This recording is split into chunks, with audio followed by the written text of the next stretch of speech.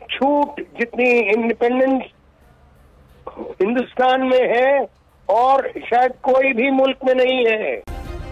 Subscribe करें और bell दबाएं ताकि कोई खबर रह न जाए। बड़ी एक जानदार और शानदार आवाज़ आपको सुनाई दे रही होगी मुस्कान की कि अब वो सोशल मीडिया से निकलकर भारत के ऐवानों तक और अदालत में वो सुनाई दे रही है। तो इस किस्म की जो है वो स्ट्रेंथन हम सोचते हैं कि अपनी जो बच्चियां हैं, बल्कि ख़वातीन है, मैं अपनी का तो लफ्ज़ भी इस्तेमाल करना वो भी शायद गलत है, अपनी नहीं होना चाहिए, वो भी अपने उसी जैसे मर्द पूरी अपने ज़ात में ख़ुद जो है वो इंसान है, उसी तरह से ख़वातीन भी हैं। आप क्या कहेंगे इस वाक़े के हवाले से?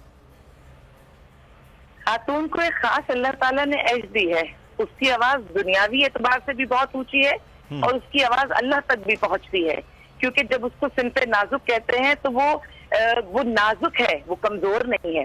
और बात ये है कि जब ईमान की बात हो तो हम नाजुक है, वो कमजोर नहीं है। बहुत बहुत खूबसूरत ये बात की है कि वो नाजुक है, कमजोर नहीं है, उसकी आवाज बहुत तवाना है। जी आलिया साहबा। और मैं ये समझती हूँ कि अच्छा है, इंडिया की ऐसी चीजें नजर आनी चाहिए। जब वो कहते हैं जी ये हिंदुस्तान है और हिंदुओं के रहने की जगह है, तो जरा खुल के ये बात हो जाए ना। इनका कहना कुछ, दिखाना कुछ, करना कुछ, जरा अच्छा है दुनिया के पास ये सारी चीजें पहुंचे और ऐवानों तक पहुंचे, ये वीडियो सब तक पहुंचे। सिर्फ एक मैं ये नहीं समझती कि सिर्फ एक हिजाब ही इंसान का एक जाती मसला है। मैं तो ये समझती हूँ कि कोई भी मजहब ये उसका जाती मसला होता है। आप मजहब की बुनियाद पर उस पर तशद्दुद नहीं कर सकते और एक इंसान को मुकम्मल आजादी होती है। आप पाकिस्तान में देखें, ठीक है, वाकयात हर तरह के हर जगह हो जाते हैं, लेकिन हमारे मुल्क में अक़लियतों को, मैं अक़लियतें भी उन्हें नहीं कहती, मैं तो कहती हूँ हमारे मुल्क का ही हिस्सा है, उनको अपनी आजादी है। हमने किस तरह से सिख लोगों की, उनकी इबादत की जगहों को खोला और पाकिस्तानियों ने खुले दिल से उसको एक्सेप्ट किया। इंडिया बातें बहुत करता है, ये पाकिस्तानियों के लिए क्या खोलेगा? हमारे जो माहीगीर हैं, जो हमारे मछेरे हैं, जिस अंदाज से पानियों में उनसे ले करते हैं, जो हमारे कैदी हैं, ये तो उन लोगों के साथ इतनी बुरी तरह तशद्दुद करते हैं। हमारे यहाँ से जाने वाला तो हम चाय पिलाकर भेज दिया करते हैं और उनके यहाँ से आने वाला जहनी मरीज हो जाता है। लेकिन ये कमजोर अगर समझ रहे हैं, इनके जहन में ये है कि ये इस तरह से दबा लेंगे, तो इनकी ये काम ख्याली है। कश्मीर पे जुल्म किसी अंदाज में भी करें, औरतों को करें, आंखें जाया कर दें, क्या ये दबा सके? ये दबा नहीं सकेंगे। बल्कि मैं तो यही कहती हूँ कि जितनी जल्दी दुनिया इनके अज़ाइम, इनके मकासद को समझ ले, जो औरत की, बच्ची की पामाली कर रहा है, वो मर्दों के साथ क्या हाल करते होंगे। तो और ये सिर्फ हमारी बच्चियों के साथ नहीं है, ये मुसलमान भी नहीं, इन लोगों की साइकी यही है। इनके आप कितने केसेस देखें, ट्रेनों में कौन सी बच्चियों की इज्जतें महफूज हैं, इनके पास किस जगह किसकी इज्जत महफूज है। तो ये जो कुछ कर रहे हैं ये अपनी असल शक्ल दिखा रहे हैं और ऐसा होना भी चाहिए कि पूरी दुनिया इनकी असल शक्ल पर, आबादी के हिसाब से एक बहुत बड़ा मुल्क है। लेकिन उसके बावजूद ये चेहरा नहीं है आलिया सारिम बनी साहबा, जो इंडिया के एक सेकुलर रियासत का था, ये अब चेहरा कुछ और है, ये नहीं था। अब इस वक्त हमारे साथ मौजूद हैं कर्नल रिटायर्ड अनिल भट्ट साहब, इंडिया से एनालिस्ट हैं। बहुत शुक्रिया अनिल भट्ट साहब आपके वक्त का। जब हम बात करते हैं सेकुलर हिंदुस्तान की, जब हम बात करते हैं कि ये गांधी जी का हिंदुस्तान, तो वो ये हिंदुस्तान नहीं है जिसके चेहरा ये है कि जिसमें इस तरह का है। वहाँ तो सबको, चाहे वो हिंदू है, मुसलमान है, कोई भी है, वो उस तरह से रहने वाले। लेकिन ये जो तेज़ी के साथ इंतहा पसंदी का जो एलिमेंट है वो आ रहा है और जो चीज़ें सदियों से चल रही थी वो अब अनएक्सेप्टेबल होनी शुरू हो गई हैं। क्या वजूहात हैं इसकी? देखिए, ये जो कुछ मैंने सुना, जो कहा जा रहा है, ये दुरुस्त नहीं है जी। यहाँ कभी भी हिजाब वगैरह का मसला था ही नहीं जी। जो अहमियत थी वो थी और होनी चाहिए, वो स्कूल के यूनिफॉर्म की है। हमारे जितने स्कूल हैं, हर स्कूल की एक यूनिफॉर्म है और ये सेक्युलर स्कूल हैं, ये इनमें कोई मजहब के तौर पे कोई फर्क नहीं पैदा किए जाते या फर्क नहीं है। अभी जो कुछ आप सुन रहे हैं ये सियासी शरारत है। सही, बिल्कुल सीधी बात मैं बता रहा हूँ, ये सियासी शरारत है। इसमें और मैं गहराई में नहीं जाना चाहता। ये इसके जो कनेक्शंस हैं काफी लंबे हैं, और सारे सिर्फ हिंदुस्तान में नहीं, हिंदुस्तान से बाहर भी हैं। अनिल भट्ट साहब, जो आप सियासी शरारत, बिल्कुल ये तो एक हिंदुस्तान में रहने वाले जो सदियों से यहाँ रह रहे हैं लोग, जिसका जो भी मजहब है, चाहे वो किसी भी मजहब से ताल्लुक रखता है, ये फिर इसका मतलब है ये जो सियासी लोग हैं वो अपने मकासद के लिए वो तमाम तर हिंदुस्तान की और यहाँ पर रहने वालों के लिए जिंदगी मुश्किल कर रहे हैं। बिल्कुल बिल्कुल, इन कुछ सियासी खेल में जो बुरी तरह हारे वो अब यहाँ हमारे तो ये ना दुश्मन तो है ही हैं, इस देश के दुश्मन हैं ही हैं, लेकिन कुछ हमारे अंदर हैं जो उन दुश्मनों के साथ बड़ी अच्छी तरह मिले हुए हैं और उनको ये जो सियासी डिफीट थी वो हजम नहीं हो रही। सही। अच्छा, मैं आलिया सारिम बनी साहबा हमारे साथ मौजूद हैं। आलिया साहबा, इस वक्त जो ये एक चेहरा है कि उससे पहले भी एक वीडियो आई थी, इस वाक़े से पहले एक वीडियो आई कि उस्ताद जो हैं वो बता रही हैं कि आप ये इस किस्म का हिजाब ना करके आएँ। ये कहीं भी हो, ये चाहे पाकिस्तान हो, चाहे वहाँ हो, चाहे फ्रांस में आपको मालूम है कि वहाँ एक हिजाब की पाबंदी है। ये इंसान का बुनियादी हक क्यों नहीं है कि वो क्या पहन रहा है क्या नहीं है? तो इस पर कतगन ये कुछ समझ में नहीं आती, चाहे दुनिया के किसी भी हिस्से में हो। इस वक्त औरत को जिस तरह से आजादी के नाम पे उन्हें दिखाया जा रहा है, ये उन्हें आजाद नहीं किया जा रहा। एक तरफ तो बहुत आजादी की बात होती है औरत की, अगर औरत को इतनी भी आजादी नहीं है किसी भी मुल्क में कि वो चेहरा दिखाए या चेहरा छुपाए, तो इसके बाद आजादी की दूसरी बात तो सामने आती ही नहीं है। ये तो बुनियादी हक है किसी भी इंसान का और खास तौर पे औरत का, क्योंकि औरत का हुस्न उसके चेहरे में, उसकी हर चीज में। तो अगर अपने हुस्न को अपनी मर्जी से छुपाना चाहे तो उसको क्या मना दी है, क्यों मना किया जाता है? इसके पीछे वो जितने भी नेगेटिव मकासद हैं, अलग होकर भी सोचे। तो औरत के लिए जिस किसी पूरी दुनिया में देखिए औरत को अगर बराबरी के तौर पे नहीं देखा जा रहा, तो पाकिस्तान में तो बहुत आवाजें उठ रही हैं। जिन तरक्की याफ्ता ममालिक में कहा जाता है कि जो है वो हम पल्ला है, तो क्या वहाँ डोमेस्टिक वायलेंस नहीं होता? क्या वहाँ पर तनख्वाहें एक हिसाब से दी जाती हैं? क्या वहाँ पर औरत के साथ कोई ज्यादती नहीं होती? वहाँ पर भी ये सारी चीजें रिपोर्ट होती हैं। बात सिर्फ इतनी सी है, जहाँ इंसाफ जल्दी मिल जाता है, वहाँ इंसाफ की बात की जाती है, इसलिए वो अपने आप को कहते हैं कि जी वो तरक्की याफ्ता है। लेकिन अगर आप उनके रिपोर्टेड केसेस देखेंगे, वहाँ का तो आलम ये है कि औरत जिस औलाद को पैदा करती है नहीं दे सकती, क्योंकि उन्होंने सिस्टम ऐसा बना दिया कि आपको पता ही नहीं चलेगा। तो जिस सिस्टम में औलाद से पहचान छीन ली जाए, औरत से उसका हिजाब छीन लिया जाए, औरत की अगर मर्जी है, अगर हिजाब उतारने में औरत की मर्जी शामिल है और उसमें दुनिया खुश होती है, तो हिजाब पहनने में उसकी मर्जी क्यों नहीं है? जो हिजाब पहनना चाहो भी तो फिर आप आजादी दीजिए ना, उसको भी तो उसके अंदाज से जिंदगी गुजारने दीजिए। और जहां तक बात है, हिंदुस्तान जिस बुरी तरह से हमारा दुश्मन है, इतने मुसलमान तो यहाँ पाकिस्तान आ गए, लेकिन जो वहां बचे हैं उन्हें मुसलमानों से कोई मोहब्बत नहीं है। मोहब्बत तो उन्हें अपने वहाँ के लोगों की भी जो इशूज है, ठीक है वहाँ के सियासी इशूज हैं, लेकिन सियासी इशूज में भी वहीं पर उंगली रखी जाती है, उस एरिया पर सबसे ज्यादा हाईलाइट किया जाता है जहां से जल्दी आग लग जाए। वैसे तो सोशल मीडिया भी एक आग की तरह है। सोशल मीडिया में बहुत सारी वीडियोस, बहुत सारी चीजें इस तरह से होती हैं कि वो जल्दी वायरल हो जाती हैं। वायरल होने के भी जो नतीजे हैं या मकासद हैं वो भी, लेकिन इस चीज को हम कतई नजरअंदाज नहीं कर सकते कि ये इंडियंस, ये हिंदू जो ये हैं, ये हमसे किस किस्म की मोहब्बत रखते हैं। और इस वक्त जिस तरह की, चाहे वो सी-पैक का मामला है, जो पाकिस्तान के मामला है। अच्छा आलिया साहब, ये एक बात हो रही, मैं हमारे साथ इस वक्त मुस्कान मौजूद हैं जिनके साथ ये वाक़या पेश आया है इंडिया से, कर्नाटक से। बहुत शुक्रिया मुस्कान आपके वक्त का। आप जब आई, ये वाक़या कैसे हुआ? आप जब आई हैं तो उस वक्त ये लोग वहां पर मौजूद थे, ये क्या वजूहात हुई, हुआ क्या? मेरे प्रिंसिपल, मेरे टीचर सब मेरे साथ ही थे। ये थोड़े बहुत आउटसाइडर का काम है मेरा, मतलब अल्लाह पर भरोसा है। जो हमारा देखो हिजाब जो है प्रियोरिटी ऑफ एवरी गर्ल, तो सिर्फ सारे लोग, लेकिन मेरे कॉलेज के बस 2-4 ही थे, बाकी सब आउटसाइडर्स थे जो कि मैं जानती भी नहीं थी उन लोगों को। सही। अच्छा, लेकिन मुस्कान, हम ये देख रहे हैं बहुत से लड़के जो हैं वो आपके इर्द गिर्द वहाँ इकट्ठे हो गए और ये खौफ भी होता है। आप में उस वक्त इतनी हिम्मत और ये कैसे आ गई कि आप उस वक्त नारे भी लगा रही थी?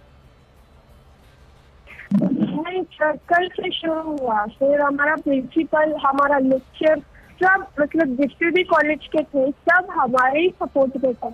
डरना नहीं सर, आगे बढ़ना है। मुझे मतलब कुछ समझ में नहीं आ रहा था, वो मेरे कान में आया कि जय श्री राम करके सुना रहे थे, तो मैंने भी सुनाया अल्लाह को। पर डरने का नहीं है, उन लोगों से अगर हम डरेंगे तो और डराएंगे। बिल्कुल सही। अच्छा, बहुत शुक्रिया। आप मेरे ख्याल में पीछे शोर भी हो रहा है, आप कोर्ट में भी उस वक्त मौजूद हैं। बहुत शुक्रिया, आपने हमें वक्त दिया है। लेकिन एक चीज़ जो है, हमें एक इसी पूरे एपिसोड में पॉजिटिविटी भी जो नज़र आती है कि एक तरफ हरासा करने के लिए नारेबाजी है, लेकिन दूसरी तरफ उसी कॉलेज के स्टाफ है, जो लोग हैं जो मुस्कान को वहाँ से ले भिजा भी रहे हैं, यानी कि हिफाजत भी कर रहे हैं। ये दोनों पहलू दिखाना बड़ा ज़रूरी है। ये इस वक्त सोशल मीडिया पे एक वन साइडेड जो एक चीज़ वो चल रही है। मैं आलिया सारिम बनी साहब, आप कुछ फरमा रही हैं जी? देखिए, मैं कल सब मैं आता हूँ जी, मैं कल सब आता हूँ। सिर्फ कोई बात कमेंट करना चाह रही है आलिया, मैं फिर आपकी तफसीली बात लेता हूँ। जी मैं सोशल मीडिया के हवाले से एक बात कहना चाह रही हूँ कि इस बच्ची ने भी बहुत अच्छी बात की कि हमें डरना नहीं है, हमें मुकाबला करना है। सोशल मीडिया का अपना एक तरीकेकार है। अब चाहे वहां से आपको पता है कि आपको उसको वायरल करना है और उससे आपको जिसको भी जो भी मकासद हासिल होते हैं, चाहे वो सियासी हो, समाजी हो, पैसों के हवाले से जो भी मकासद हो, लेकिन ये पब्लिक की भी जिम्मेदारी हो। जैसे अभी आपने कहा कि तस्वीर के दोनों रुख देखने चाहिए, दोनों रुख बिल्कुल देखने चाहिए और हम उसको देखेंगे भी। उसके बाद जो इस बच्ची ने बातें की हैं वो भी जहन में रहेंगी। लेकिन सबसे जो यही है कि औरत की आवाज को दुनिया कभी दबा नहीं सकी, और अब तो वो सारे मराहिल तय कर लिए गए हैं कि अब औरत की आवाज को बुलंद, जब भी औरत अपनी आवाज को बुलंद करेगी, चारों तरफ उसकी गूंज सुनाई देगी। क्योंकि औरत ने बहुत सारी चीजें अपने हक में साबित कर ली है। लेकिन फिर मैं औरत को एक ही कहूंगी कि औरत की मजबूती तब होती है जब उसके पीछे, उसके खूंटे से, उसके अपने घर के सारे रिश्ते बंधे हुए होते हैं। इस बच्ची की तरबियत बहुत बेहतरीन है, जिसने अल्लाह अकबर के नारे लगाए, ना ये किसी चीज से डरी, ना इसके दिल में कोई खौफ आया। अल्लाह की मोहब्बत तो है, लेकिन अपनी बच्चियों को इतना ही बाकिरदार और मजबूत बनाया ना,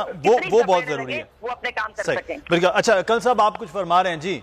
मैं सिर्फ इतना एक बारी फिर से बहुत एम्फेसिस के साथ क्लैरिफाई करना चाहता हूँ कि जितनी छूट, जितनी इंडिपेंडेंस हिंदुस्तान में है और शायद कोई भी मुल्क में नहीं है सर। ये जो